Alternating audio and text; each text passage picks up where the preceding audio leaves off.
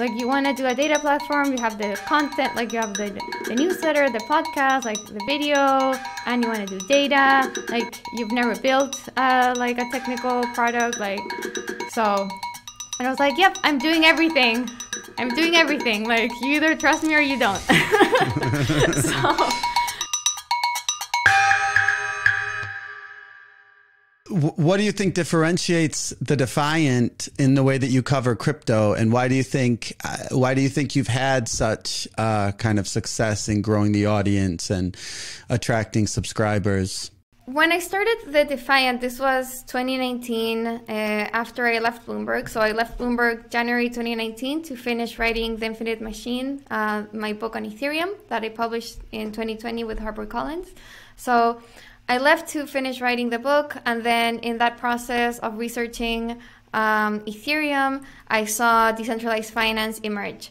And I realized this is the biggest thing happening in crypto. I think it's the biggest thing happening in finance. Like the financial system is being rebuilt using open source technology and smart contracts, and nobody's paying attention. Like not even like crypto media was covering it. So my approach to the Defiant was cover DeFi with kind of using Bloomberg standards, just like cover it professionally, objectively. I don't want to be a cheerleader. I just want to tell what's happening, interview like sources firsthand, look at the data, just like do what I had been doing at Bloomberg for like the past 8 years, but for DeFi with my own newsletter. So that was my approach with the Defiant, just like every day show up to people's inboxes with what's the latest in DeFi, but with like a very professional, like objective, like journalism. And people liked it, and that's how it kind of like started to grow. So you took it very serious when a lot of people in the crypto space are kind of just, you know, really cheerleaders talking about like, we're going to change the world. Let's have a DJ party. You actually took it like, let's actually pick this apart. Because a lot of times when I talk with people at crypto, I moved to Miami too. There's a lot of crypto around here.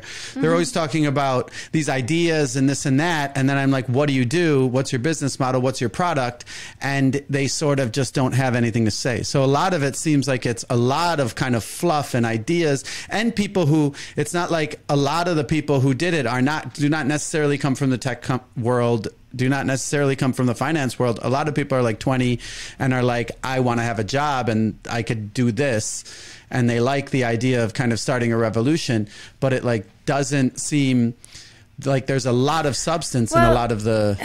That's what I like about DeFi, is that the substance is there. So I covered crypto in 2017, and that was all fluff, the ICO market. That was just like tokens flying around with like maybe a website and a white paper, but nothing there.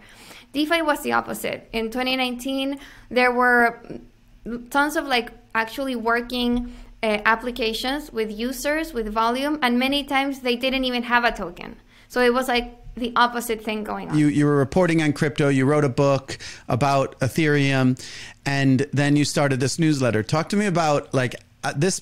I just launched this podcast too. So it's like, talk to me about how that was in the beginning and how you started to build an audience and how you got the confidence to go and off on your own.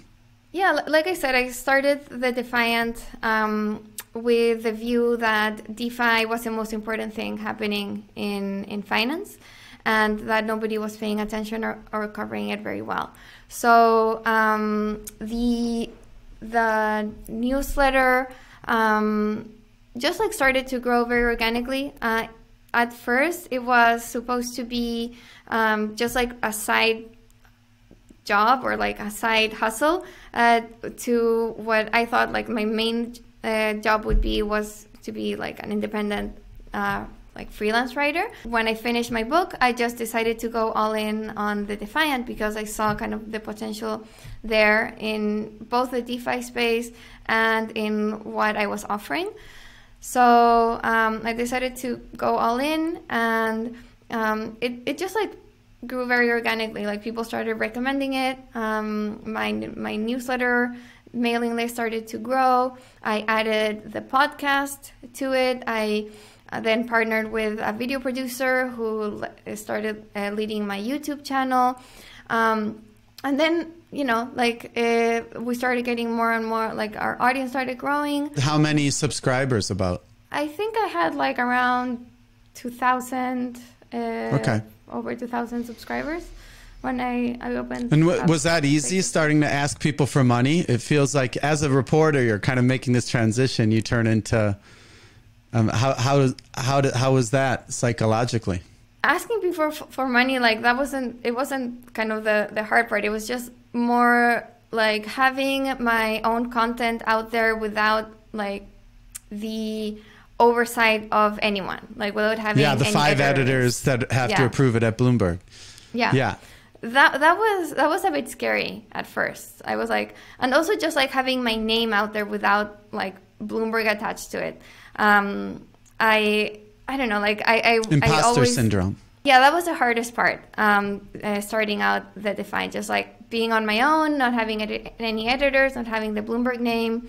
I was wondering like whether people would trust me, and they did. And then, after getting 2,000 subscribers, I opened up the like paid subscriptions and started kind of like gating some of the content, and people were actually willing to pay for my own content, and so that was super cool. I'm sure there's a lot of like Substack journalists and Substack reporters too who are also looking at making that transition into like video and audio. How was that for you? Because at Bloomberg you were very much a written, a print text reporter. Yeah, I mean the podcast just like happened pretty naturally. I started doing weekly interviews for the newsletter, and I was recording them. So I was like, I'm already doing this, so I might as well turn it into a podcast. Yeah, I still struggle. Like my main like comfort zone is definitely writing. I don't love kind of talking in front of a camera like now, or like interviewing in front of a camera. You don't love this? I mean, it's not like, I don't think my talent is on kind of talking. I think it's more writing. But I've kind of evolved and learned, and like I hopefully getting better at it. I definitely enjoy like doing the interviews, but I don't think I'm the best kind of on air person. But I try. I do my best. How was it as a female entrepreneur, especially in the finance space, which is very male dominated? Did that create any extra challenges? I think I was pretty lucky. Like I can't say that it has, but at the same time, like I don't have the counterfactual. Like I don't know what it would have been like as a male. Like maybe it would have been like very cocky and like doubled my valuation, and maybe could have raised a lot more money. But I mean, I'm happy with how things have turned out. Like I got a bunch of people to invest in me and trust me, and have like hundreds of thousands of people who tune into the Defiant every week. So yeah, I don't know. Like I see like a lot of just like broism and like misogyny on crypto Twitter, and but I kind of tune it out. I used to get comments on like interviews or videos I did about like my appearance or something, and that really annoyed me, because it's like I'm talking about like DeFi and like finance and all this stuff, and like who cares kind of what I look like. Now I don't get that anymore. I don't know if it's because I've aged and people don't focus on that, or maybe no, it's not. I finally kind of like made a maybe reputation for like now. Yeah, maybe they actually respect me. So yeah, I mean, I think like it's happened so much throughout the years that I think I've kind of learned to tune out all of that stuff to the point that it doesn't bother me. What advice would you give someone who's working at a big news organization who's going to move and go on their own to Substack or wherever it may be? I encourage everyone to go for it. I think it's extremely fulfilling to be on your own and like running your own kind of mini media company. I think for me, the thing that worked well is just to be constant and consistent. Just like show up every day, hopefully around the same time, with like similar quality of content, and then people start to kind of get used to you and expect you, and you know they want to see your email in their inbox. So just like, you know, pick a frequency that you think you can keep up with, pick a topic that you won't get sick of, explore kind of your voice, because people also want that, like that kind of personal connection. So that's something I had to work on, just like, you know, have my own voice and like strip out all the Bloomberg stuff and like, you know, dare to have my own kind of analysis and sometimes opinion on things. And people really value that. So yeah, I'd say that, like, pick a topic that you're passionate about, like diving very deep and becoming like very specialized in, becoming the expert.